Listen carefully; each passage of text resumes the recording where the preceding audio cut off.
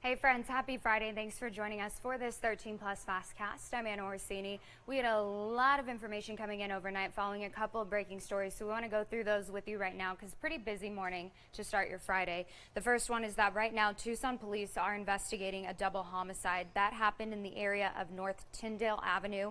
That's west of Park and south of Fort Lowell. Police responded to a shooting call there around 11 o'clock last night. They say that 2 people were pronounced dead at that scene.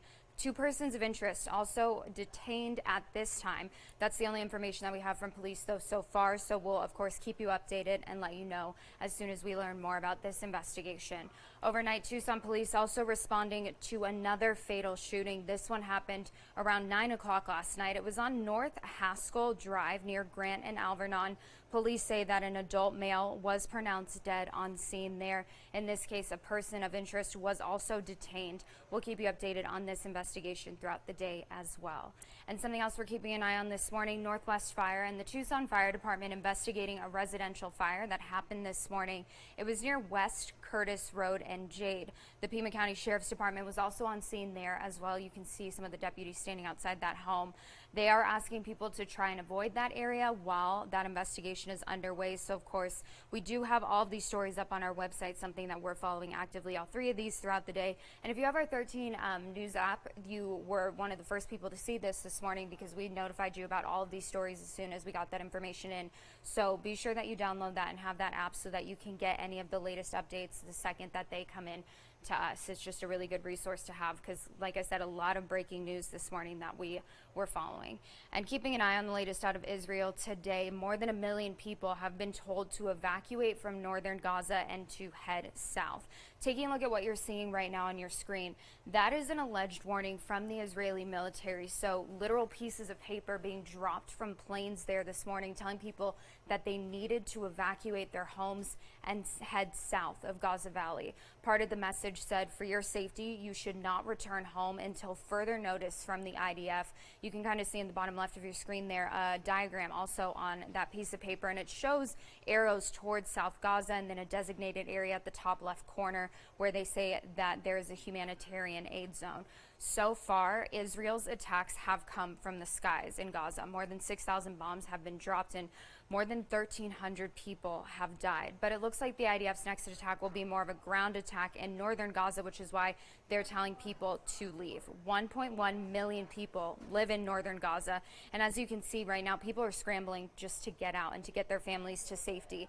And now, on top of that, some humanitarian organizations are speaking out. The International Committee of the Red Cross said, quote, the instructions issued by the Israeli authorities for the population of Gaza City to immediately leave their homes, coupled with the complete siege explicitly denying them from food, water, and electricity, are not compatible with international humanitarian law.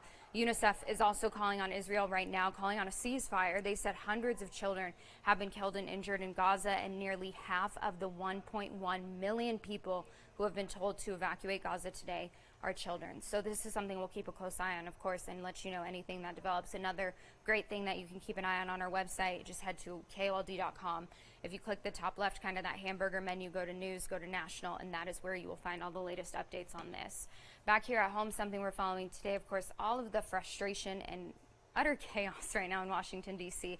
A lot of frustration as House Republicans still cannot seem to agree on a new House Speaker. Louisiana Representative Steve Scalise actually withdrew from the race overnight because he couldn't get enough votes. So Scalise had previously defeated Ohio Representative Jim Jordan to get that nomination.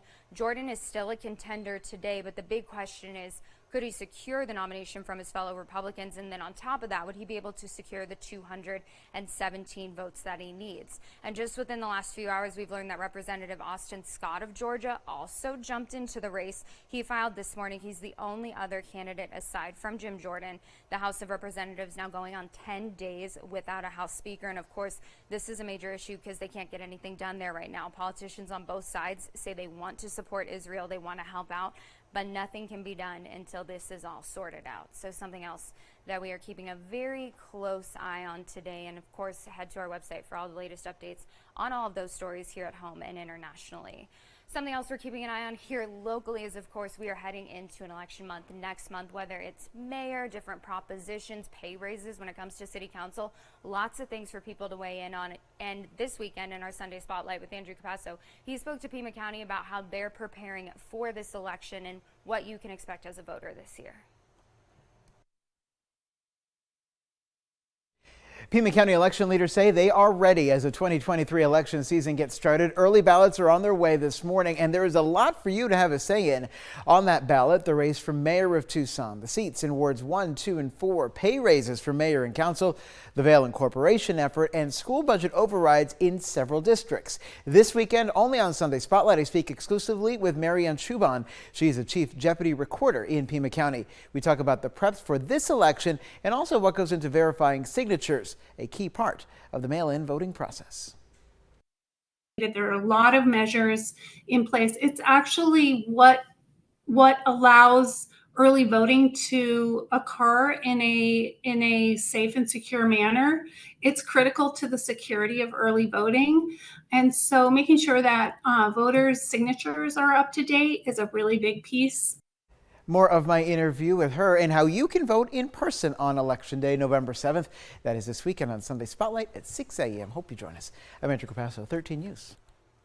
Again, you can see this on Sunday morning, and if you miss it, if you're not up at that time Sunday morning, wouldn't blame you. It's the weekend, but you can also catch those on our website. We have all of Andrew's previous Sunday Spotlights, and again, this one going into this weekend is about Pima County and just the upcoming election that we are expecting in November. Of course, another big thing we've talked about this week, and another big question that people have: who is going to be the starting quarterback for the University of Arizona this weekend? We know that Jayden de Laura has been out the last 2 games. He suffered that leg injury against Stanford and has been out ever since. Coach Judfish says that he is getting better every single day, and he's even getting back to practicing in full pads. While he says he's not sure whether or not he will play on Saturday, it's something that will quite literally be a game time decision. We could see both him and Noah Fifita in full pads on the sidelines, and we won't really know until that game kicks off who's going to be the starting quarterback. But he said as far as Jayden de Laura's status goes, the chances are looking a little bit better than they have been in the previous.